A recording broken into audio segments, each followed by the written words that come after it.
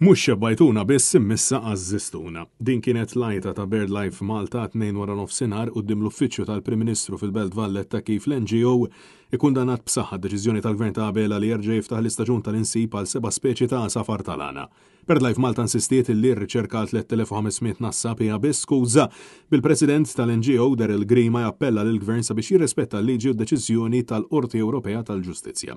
Grima insista illi id-deċiżjoni tal-Prim Ministru Robert Abela li jerġa' jiftaħ l-istaġun huwa sfida diretta u ċara fil-konfront tal-qorti u li juri li Abela jinteressaħ biss mill-voti. L-ewwel talba hija biex il-Kummissjoni Ewropea tieħu azzjoni immedjata u jekk hemm bżonn twaqqaf l-istaġun Malta u tara li s-saltna ta' dritt tiġi effettwata kif suppost Malta. Ma jistax ikun illi jkollna sitwazzjoni fejn il-Kabinet fejn il-Prim Ministru jaqbad jiddeċidi waħdu u jkaxkar il-Kabinet kollu tiegħu biex fl-aħħar mill-aħħar imbagħad x'jiġri illi qed niftħu staġun illi huwa legali, staġun illi l-Qorti Ewropea qaltlek għalaq. U insista li dan mhux l-uniku każ fejn Robert Abela għażel li jkun l-avukat tal-ispekulaturi fil-Kabinet fil-waqt li ħeġġeġ lil dawk kollha ta' rieda tajba biex ikollhom il-kuraġġ li jaqfulu u mhux jieħdu pożizzjoni partiġjana.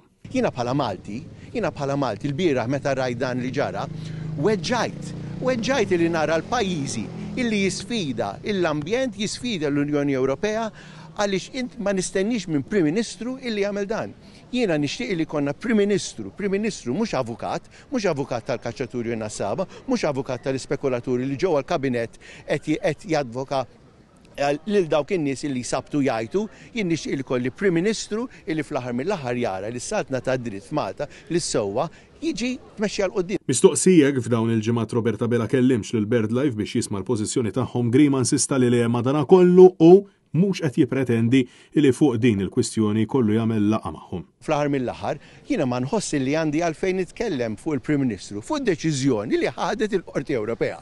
Ivilser, jekk inti trid toqgħod tmur tinnegozja ma' Prim Ministru biex id-deċiżjoni ta' Qorti Ewropea tal-Ġustizzja tiġi implementata f'pajjiż, naħseb illi morna mhux 4 passi lura, imma irridu nirrikonoxxu li din hija Repubblika bbażata fuq Kostituzzjoni, fejn aħna għandna r-rol tal-Prim Ministru li għandha r-rol kostituzzjonali li jara illi sewwa jiġi implementat. News tkellem ukoll ma' Nicholas Barbara li kritika lil Prim Ministru Robert Abela u l-Ministru Clint Camilleri fejn insista li bla avviż legali li l-Gvern ippubblika tul il-jum tal-aħħar tipprova jqarraq bil-poplu. Mhix riċerka xejn assolutament, ġifieri m'għandek l-ebda riċerka fid-dinja illi timpjega ammont ta' daqshekk kbir ta' nies li jaqbdu la safar bl-intenzjoni li jaqbduhom u jżommuhom kif dejjem kienet biex jilħqu xi skop ta' riċerka. Fil-fatt fl-istaġunijiet li għaddew bil-kemm kien hemm xi riżultati sinifikanti. Dan fil-waqt li insista li fl-istaġun ta' din is-sena hemm potenzjali li jinqabdu ħafna aktar safar tal-għana li x'aktar minn 2800 sit tal-insib ingħatalhom permess li operaw kuljum għal xarejn 235 mansab aktar mill-ammont ta' mnasab permess għal tal-għana s-sena l-oħra. L-Qorti Ewropea għandha tkun suprema, ma f'dan il-każ differenti minn derogi oħra u minn ovvjament kien hemm sentenzi oħra fil-passat, jidher li l-Gvern ma jridx jaderixxi għas-sentenza ma jgħid openly jisfidaħħa.